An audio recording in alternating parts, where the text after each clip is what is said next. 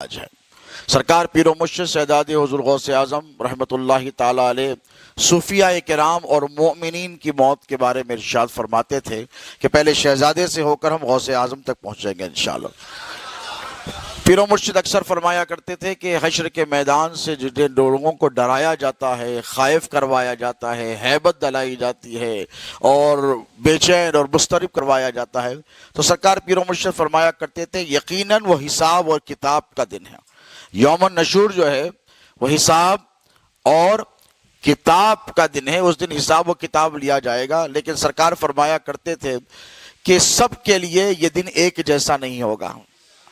کچھ ایسے ہوں گے جو حساب دینے جائیں گے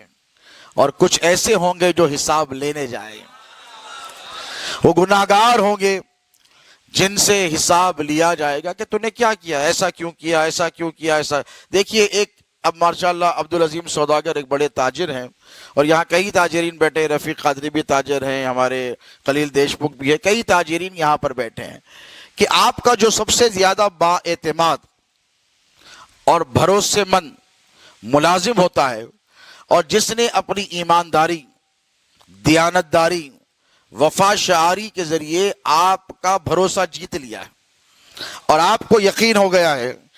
کہ یہ میرا نوکر کبھی مجھ سے دغا نہیں کر سکتا، اس لیے کہ اس نے کبھی دغا کی بھی نہیں، تو اپنی دھن، اپنی دولت، اپنی پونجی، اپنا سرمایہ وہ اس کے حوالے کرتا ہے اور شروع میں تو وہ اس سے حساب کتاب لیتا ہے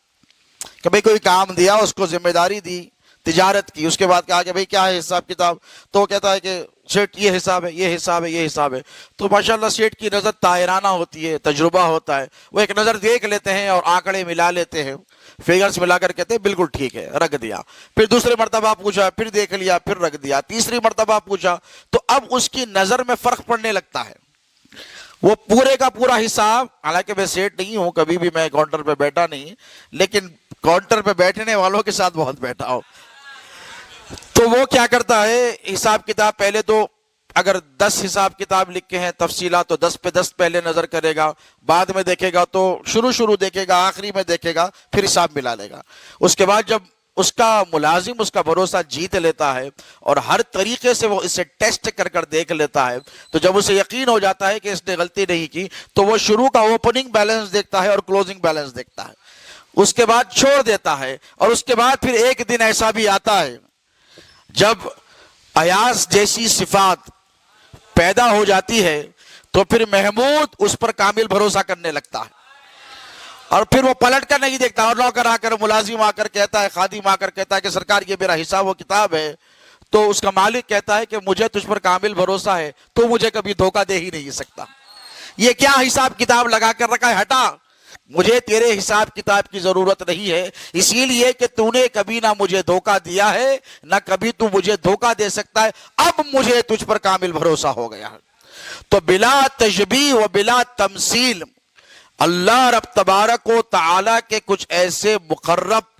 بندے ہیں جنہیں ہم عام اصطلاح میں اولیاء کرام یا صوفیاء کرام کہتے ہیں، انہوں نے اپنی زندگی میں ایک لمحے کے لیے بھی اپنے حساب اور کتاب میں کوئی گڑبڑ نہیں کی، ایک لمحے کے لیے بھی کبھی انہوں نے حساب اور کتاب میں کوئی گڑبڑ نہیں کی۔ تو شہزاد حضور غوث اعظم پیر و مرشد فرمایا کرتے تھے کہ جنہوں نے ساری زندگی اللہ رب تبارک و تعالی کی اطاعت میں گزاری، فرما برداری میں گزاری، اور ایک لمحے کے لیے، ایک لحظے کے لیے انہوں نے شریعت کے قوانین اور اس کے حدود کو پار نہیں کیا، ایسے بندے جب حشر کے میدان میں جائیں گے تو وہ حساب دینے کے لیے نہیں بلکہ اللہ سے حساب لینے کے لیے آئیں گے اور کہیں گے مولا میں نے زندگی کی ساری خواہشات کو تیری خاطر قربان کر دیا۔ یہی فلسفے کو